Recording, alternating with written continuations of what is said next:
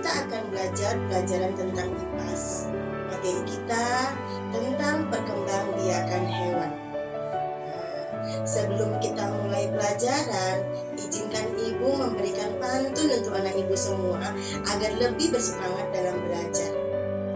Teropong senapan untuk membidik, tekan pelatuk dengan jari. Sekolah menjadi tempat yang terbaik, menuntut ilmu, wujudkan mimpi. Oke, nah setelah Ibu berikan pantun, Ibu harap anak Ibu lebih semangat lagi dalam belajar. Oke, kita masuki materi kita yaitu tentang perkembangbiakan hewan. Di pelajaran kita hari ini, kita harus tahu dulu tujuan pembelajaran kita, yaitu yang pertama, anak ibu semua akan memahami cara perkembangbiakan hewan. Yang kedua, anak ibu akan mampu menunjukkan klasifikasi hewan berdasarkan cara perkembangbiakannya.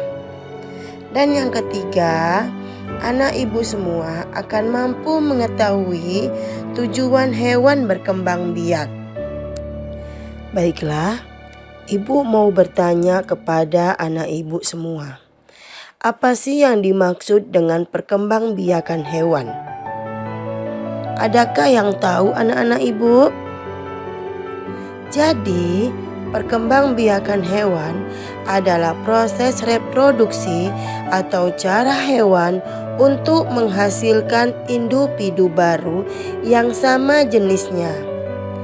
Jadi intinya, perkembangbiakan itu memang terjadi untuk menghasilkan individu baru yang sesuai dengan induknya.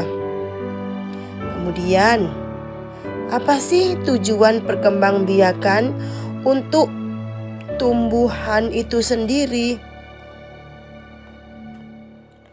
Nah, jadi tujuan perkembangbiakan pada hewan adalah untuk mempertahankan kelestarian spesies agar tidak terjadi kepunahan dan dapat mewariskan sifat dari induknya. Perkembangbiakan hewan terjadi atas dua bagian. Yang pertama adalah generatif atau disebut dengan seksual. Dan yang kedua adalah vegetatif yang biasa disebut dengan aseksual. Nah, apa sih yang dimaksud dengan perkembangbiakan generatif atau seksual? Oke, yaitu perkembangbiakan yang terjadi jika sel kelamin jantan atau spermatozoid bertemu dengan sel kelamin betina atau sel telur yang akan membuat terjadinya pembuahan. Pada perkembangbiakan generatif itu terbagi menjadi 3. Yang pertama, ada yang namanya dengan ovipar, kedua vivipar, dan yang ketiga opovivipar. Sedangkan perkembangbiakan vegetatif atau aseksual disebut yaitu tidak adanya pertemuan antara sel kelamin jantan dengan sel kelamin betina. Jadi, proses perkembangbiakannya itu secara alami. Nah, untuk ovipar, coba anak ibu siapa yang tahu apa sih ovipar atau bertelur itu? Iya benar. Jadi ovipar adalah perkembangbiakan dengan cara bertelur. Biasanya hewan yang berkembang biak dengan cara bertelur adalah unggas dan reptil. Oke, coba anak ibu berikan contoh. Apa saja hewan yang berkembang biak dengan cara bertelur? Oke, benar, ada ayam, bebek, angsa, burung, dan banyak lagi hewan yang lain. Baiklah, sekarang kita masuki perkembangbiakan secara vivipar atau yang disebut juga dengan melahirkan. Oke, kepada anak ibu, siapa yang tahu apa sih yang dimaksud dengan perkembangbiakan vivipar?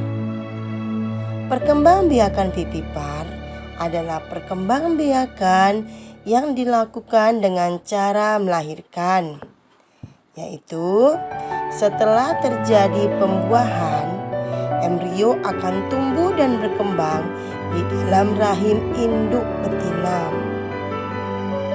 Apa sih ciri-ciri dari hewan vivipar?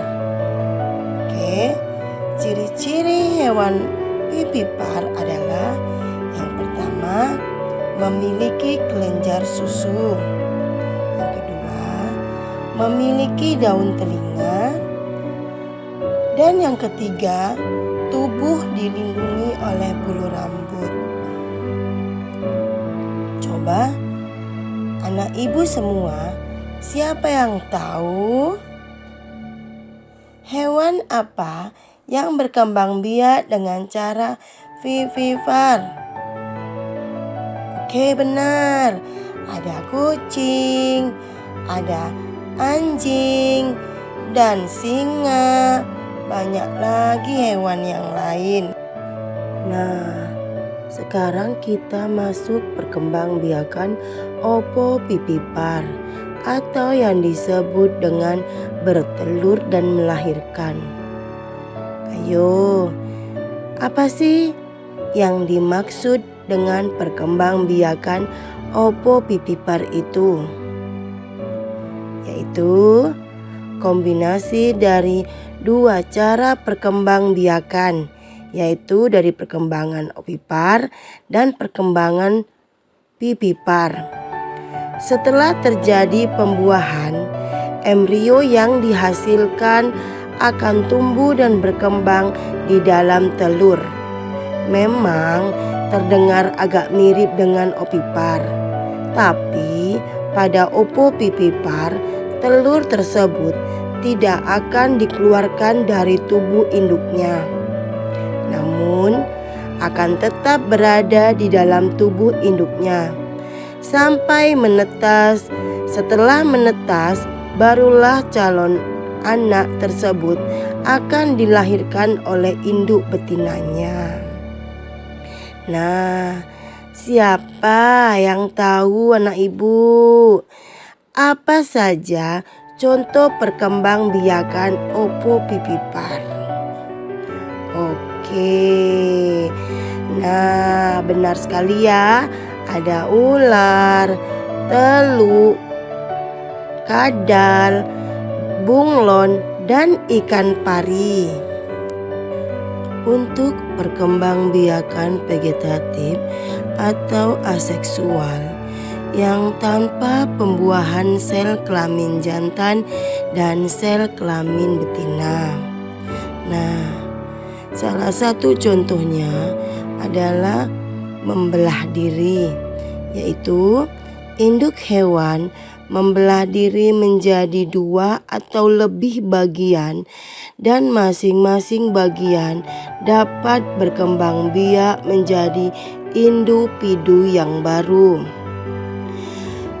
Salah satu contoh hewan yang membelah diri atau berkembang biak dengan cara vegetatif tadi yaitu adalah hewan amoeba, hewan protozoa, dan paramecium. Sedangkan perkembangbiakan fragmentasi yaitu tubuh induk hewan terbagi menjadi beberapa bagian, dan masing-masing dari bagian dapat berkembang biak menjadi individu yang baru.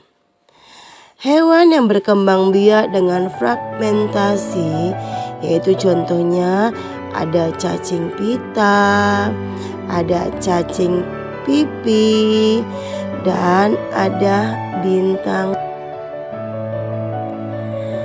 Baiklah anak ibu semua, sebagai kata penutup hari ini, ibu ingin berikan kata-kata mutiara ya nak. Jadi nak, semua makhluk yang ada di muka bumi ini adalah makhluk ciptaan Allah Subhanahu wa Ta'ala. Oleh sebab itu, mari sama-sama kita menjaga keberlangsungan makhluk hidup dengan cara tidak menyakiti makhluk ciptaan Allah, termasuk juga terhadap hewan, tidak mengeksploitasi hewan, dan yang terakhir tidak merusak tempat tinggal hewan, termasuk hutan. Baiklah, ibu akhiri ya. Wabillahi taufik wal hidayah. Assalamualaikum warahmatullahi wabarakatuh.